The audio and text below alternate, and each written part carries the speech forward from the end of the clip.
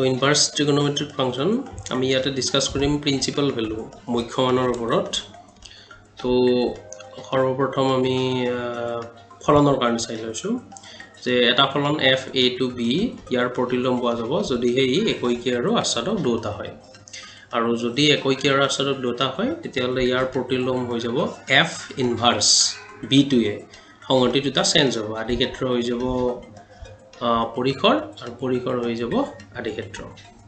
তো এতিয়া আমি ট্ৰিগোনোমেট্ৰিক ফাংশনেৰ বিষয়ে ডিসকাস কৰো যে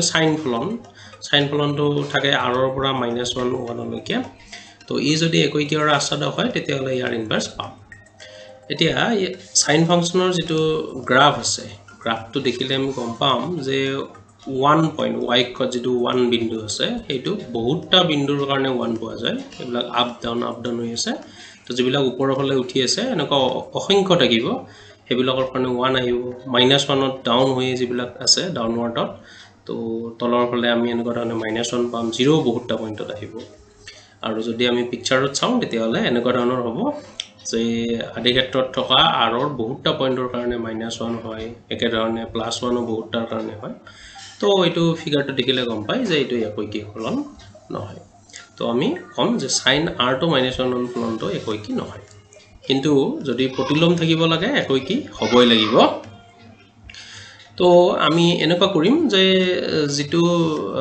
সকলো বাস্তৱ সংখ্যাৰ কাৰণে নধৰি আমি -π/2 ৰ পৰা +π/2 এই অন্তৰালটো যদি লৈ লওঁ বাকিখিনি যদি মুছি পেলাওঁ তেতিয়ালে দেখিম যে ইয়াৰ ভিন্ন মূলৰ কাৰণে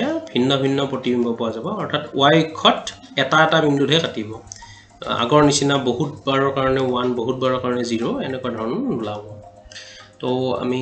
যদি ডায়াগ্ৰামটো চাওঁ তেতিয়ালে r ৰ ফলনি যদি -π/2 +π/2 এই অন্তৰালটো লৈ লওঁ তেতিয়ালে ভিন্ন মূলৰ প্ৰতিবিম্ব ভিন্ন হ'ব এটা লগত জড়িত হ'ব আৰু তেনে ক্ষেত্ৰত ফলনটো একৈকী আৰু আস্বাদক দুটা হ'ব গতিকে ইয়াৰ আমি ইনভাৰ্স পাম আৰু ইনভাৰ্স পোৱাৰ লগে লগে আদি ক্ষেত্ৰ হৈ যাব -1 1 আৰু পৰিখৰ হৈ যাব -π/2 +π/2 এতিয়া আমি গোটেইখিনি ডিসকাস নকৰো ইয়াত তো প্ৰতিটো প্ৰতিলোম ত্ৰিকোণমিতীয় ফলনৰ কাৰণে ডোমেইন অৰ্থাৎ আদি ক্ষেত্ৰ হ'ব এইকিটা আৰু ৰেঞ্জ পৰিখৰ আসলতে এইটো মুখ্যমান শাখা বুলি ধৰা হয় তো মুখ্যমান শাখাৰ তালিকাখন এনেকুৱা ধৰণৰ তো এতিয়া আমি মুখ্যমানৰ ওপৰত বিশেষকৈ এইটো ক্লাছত ডিসকাস কৰিম প্ৰতিলোম ত্ৰিকোণমিতীয় ফলনৰ পৰিখৰ মানে মুখ্যমান শাখাৰ কথা কোৱা হৈছে মুখ্যমান শাখাত বা পৰিখৰত থকা মানবোৰকে মুখ্যমান বোলে তো কেনেকুৱা ধৰণৰ মুখ্যমান উলিয়াই আমি হেবিটা সোৱাৰ কাৰণে আমি কেইটামান ধৰ্ম জানিব লাগিব তো তাৰ ভিতৰত আছে sin ইনভাৰ্স sin থিটা যদি হয় থিটাই আহিব কিন্তু সকলো ক্ষেত্ৰত নহয় যদি থিটাৰ ভ্যালু মুখ্যমান শাখাত থাকে পৰিখৰত থাকে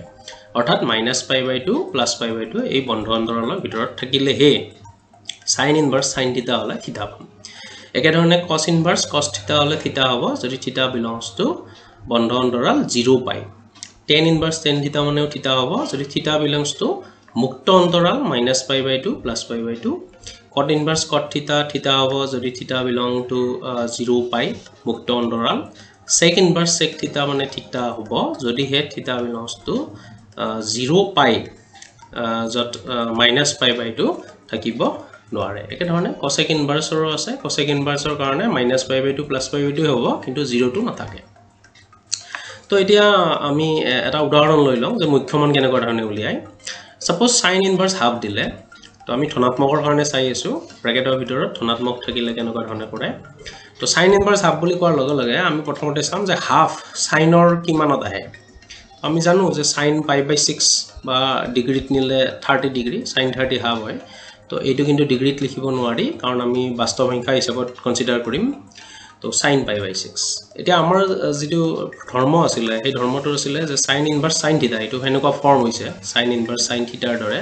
এটো থিটাই হ'ব যদি অন্তৰালটোৰ ভিতৰত থাকে এই মুখ্যমান শাখাৰ ভিতৰত থাকে তো আমি জানো π/6 ইয়াৰ ভিতৰত আছে গতিকে আমাৰ ৰিজাল্টটো হ'ব π/6 এইটোকে আমি মুখ্যমান বুলি কম কাৰণ ই মুখ্যমান শাখাৰ যেটো আমাৰ পৰিখৰ আছিল মুখ্যমানৰ কাৰণে যেটো অন্তৰাল দিয়া আছিল তাৰ ভিতৰত আছে তো এতিয়া ঋণাত্মকৰ কাৰণে আমি কিন্তু এইকিটা ফৰ্মুলা মনত ৰাখিব লাগিব যে মাইনাস অৰ্থাৎ নিগেটিভ বুজোৱা হৈছে ইয়াতে তো নিগেটিভ থাকিলে আমি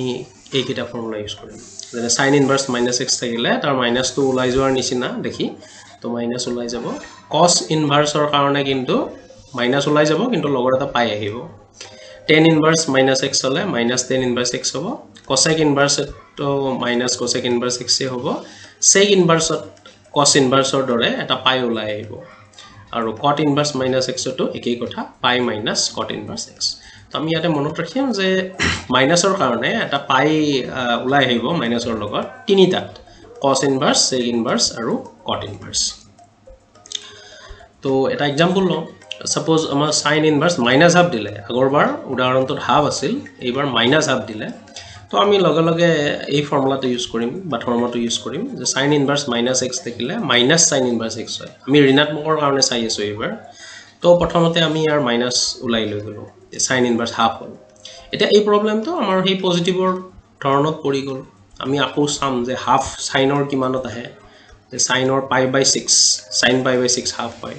তো ইয়াতে জি থাকে cos থাকিলে cosৰ কাৰণে চাম tan inverse থাকিলে tan ৰ কিমানত হয় এই ভ্যালুটো এনেকুৱা ধৰণে আমি পৰীক্ষা কৰি চাম আমি যেহেতু sin inverse দেখিছো গতিকে সাইনৰ কাৰণে ভেৰিফাই কৰি চাম আৰু এইখিনি আমাৰ আগৰ নিচিনা হৈ গল যে এইটো তো ৰেঞ্জৰ ভিতৰত আছে sin inverse sin θ হয় যদি হে -π/2 +π/2 ভিতৰত থাকে আৰু এই π/6 টো তাৰ ভিতৰত আছে তো আমাৰ এইখিনিৰ কাৰণে sin inverse sin π/6 ৰ কাৰণে π/6 আছে আৰু আগৰ মাইনাস চিনটো তো তাতে দিবই লাগিব তো আমাৰ এই যেটো एग्जांपल দিলো তাৰ কাৰণে মুখ্য মান হৈছে -π/6 গতিকে আমি ভালদৰে মনত ৰাখিম প্লাস থাকিলে আমাৰ বিশেষ অসুবিধা নহয় যদি আমি ঋণাত্মক দেখা পাও sin inverse হোক বা cos inverse হোক তেতিয়া হলে আমি এই ছটা ফৰ্মুলা মনত ৰাখিম এই ছটা ফৰ্মুলা হলে আমি প্ৰবলেমখিনি সলভ কৰিব পাৰিম তো ধন্যবাদ এইখিনি আছিল আমাৰ মুখ্য মানৰ প্ৰবলেমবিলাক কেনেকৈ ধৰণে সলভ কৰা হয় তাৰ কেইটামান উদাহৰণ